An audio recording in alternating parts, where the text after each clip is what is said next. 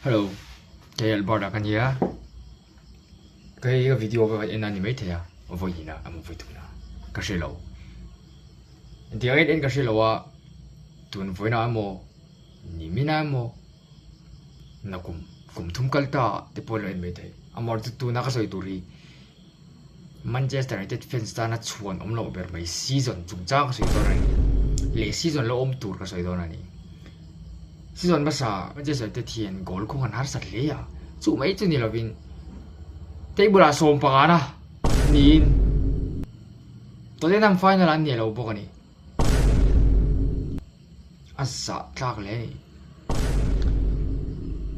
Manchester United thian season masa han goal sop li pali loi an khunga ole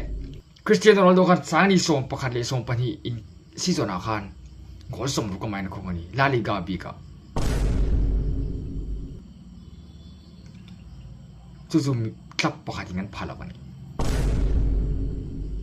Messi person goal song kwa pani akong ani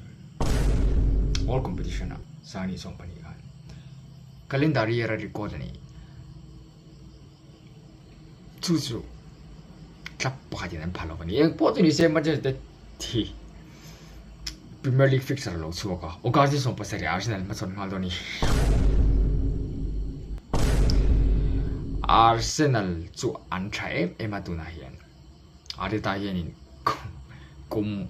phase 6 na ma chon do ani e an do ka lo amaro chu striker amamo kum nga chunga amamo striker tu si ne la don Gyökeres mo Sesko la don chu chu ni defensive midfielder Spain ta nak mo nom tak Zubimendi ala to boka Arsenal li an ma chon a hau tak do na tin chu mai chu ni lo Arsenal mai ni lo fixture panga City le Chelsea tel ve bokani City hian suman mangnem to le tu si hian 200 and something 268 velen mang to ni winter transfer ni na bil khomin tu si mo January transfer ni na bil khomin Regin Taran la Cherkian la Ainorian la Marmouchian la Kushano fan la kipat phatan la boka arab thakan tu zuani tin in the tan hian ni fian na ma chon fian na pui ta ni do nga sha massive test ni do ni ga sha in the tan hian fen sel kha choni in the Ruben Amorim in the coach Ruben Amorim hi Christmas amang nom lo le don mangai chu ti kha ti in ti ta loi loi ya transfer a duang poisan te so sak the don lova ti ang zong ten news tam tak alinga so zom te chun han dei vi nual maila Manchester United ti puitling tu chuanin andin muni che emani azong shefenga poisa financial and broke ani tu na la an tlachena sani financial entity Europa final an khel do na an backroom staff tipo cricket an pelawa kal theina an nei lawa tin khop chuanin tlapina tumsak theilawa tin workers anin ban boka tin amori man recruit tharn wol boka eng moi chen au tak dor ni season le yen ni ron andong shelawa we United we stand the community o ma khutila ma khwan British ma khwan an extreme ema hardcore ni chungo chuan chief executive to the chief executive Manchester United hian koma ta chunin Omar Berda ania chu pa chu Omar Berda chuin azona don chu kumsani som ni pare da hin Manchester United thi league title kan choi ve thei to ngem ti zona adonga yes of course ti ni o te reng mai dia chun so a soi chun so ma tuna chung kan di mun chi lai bera kan oma tun sama transfer hen in king ni voi le kata ti fel thei sen ve kan ni lo wangin kum ni tum kan ha ai do na amar chu kong dik taka kan om ni ka sia kan chiat lai berania amaro chu in tung ding that tuma be me kan nia katiam du cheu chu hei kon fi te ka soyang topa kan le le nge nge yang ti kha asoya amaro chu nge kan ngai dan khalai khanin au kan ngai dang kha ka chief executive chungchang chief executive Omar Bereda chungchang ngai dan kha comment nama te po tu le no soi venga tin United fans tam tak Western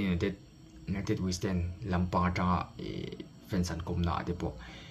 hi Richard Arnold atang kan setoa Richard Arnold chu executive Omar Bereda ma executive an ban to khania an ban che khan Rashford te khatiang cheu ka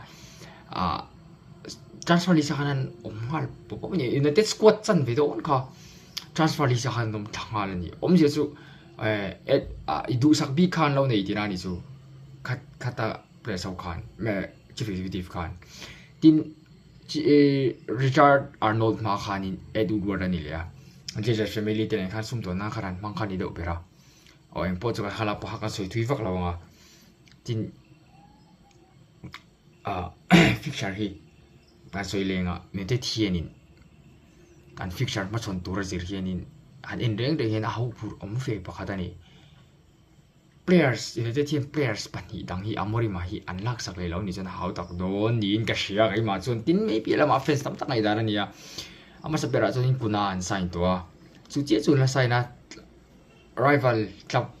dang ten an sign sto ema players tam tak an sign to a chu ti lai ka ra tin kuna che an la sign hi an lung oi lo wa fence te Brian Mbeumo ye ta tin striker tha tak le keeper tha tak an ma mo bok ema an ma mo ngoi ani Brian Mbeumo hi season ma sa du om tak ma goal sok ni lai rong khung theya Premier League ka prem proven ani tin hey a chen lo le na pakhat chu Tottenham in Brentford manager Thomas Frank khan Brentford a players lui Brian Mbeumo hi lak lu ngi khera tu mani Fabrizio le David Ortina tarlan danin somsari lai aron bet chuak ngal deren dia au pur omani Brian Mbeumo hi Tottenham alu ve thena chasi asana chanchu Tottenham in European competition an khel dona season le Champions League an khel don mei pi lama a coach lui apu lui kha om boka chumi wang chon probability a sang ve ni alu thena chance kamo a sang ve zukani cho tin hetlama United lama chonin a priority ma khan Fabrizio khan Brian Mbeumo United first priority adani yaron ti amaro chu real root machine real root thak tu thei thilani wang ni khata khain eva in ha burchi po kha avani che lo deuni tin striker hi kan mam an mamo ema United transfer chung cha big chuan in striker hin ma mon season ma sa goal khung thelo zia soi to striker an lei ngi ngai ni hoilun hi fuck ngai na om lo e jong atia chuak nan lan se ti poka puf tur dang om to lo atia tin striker a yen Gyökeres an aim fe dewa amar ju Gyökeres ka soi du Gyökeres Arsenal fan ni di she to ni Ruben Amorim hi apulu ni ya maro chu ama hi Arsenal fan ni me pe ma Champions League khela du ni Gyökeres yen ete chon players an him na thelo shi man chu Champions League an khel don lawai wai players an him na dringo ta we are United ti ringot kha chu afu chi lo de ni United fans ni mai la pot ni se tin pahalia chuan kiparani Emilio Martinez at Ema hen Van der Sar survive rom pe thaya amar chom mal takang chora mai kang ai nel tuklafa ai ti ti uthi thing ka dia kosak pung ni mo Asia du changle khatiang veli kang ai ta lo den na ni he ba hi amar chu Emilio Martinez Van der Sar survive rom ni the Van der Sar de bo kum sum nu ni te tarun luta shot stopper ron ni te chon shot stopper ka mo ball pe chuak theba khati ve kha tuna system atuna tatum mase United system ahina thawak lo in ka shiari lo dang mol ki part tol cherga ti do mi taka lo dang thiam angkha United chuan kan mammo in ka shiani chu Emilio Martinez ki percept che takania sai so ni pani World Cup champion na po a tho lo ka tin copa an champion na po a tho lo le viwa Argentina tan thil thata ka ti me pilama Arsenal Villa tan pon goal difference clean sheet ani chine ni an club anga in chuan Emilio Martinez amaro chu soile soinu ama hi ka players ngai na tak chu dilo ma se Edwin van der Sar survive pe ve ni chu cái dụ em bỏ cho sẽ cần ngày đàn tê lệ video tụi cháu cái tụi sao lâu đó tê cần lâu này chọn comment làm tê cần lâu soi về nga tin request tê bỏ khát thì thôi tin anh hay thì Manchester United fan cái gì cái mà chú bảo chơi United càng soi mà sắp bể mấy City tê Arsenal tê tập sang history lệ khát tiếng anh transfer chúng cháu tê bỏ khát cần lâu soi dễ là nga in share tụi zong tin lâu like về ngay bị chuan lâu share về nga in bị chuan lâu subscribe nga in bị chuan bỏ cho nên video đang lâu om lệ dễ tụi ngay là ni đang tê cái này lệ dễ tụi này giờ phải mang traffic lệ su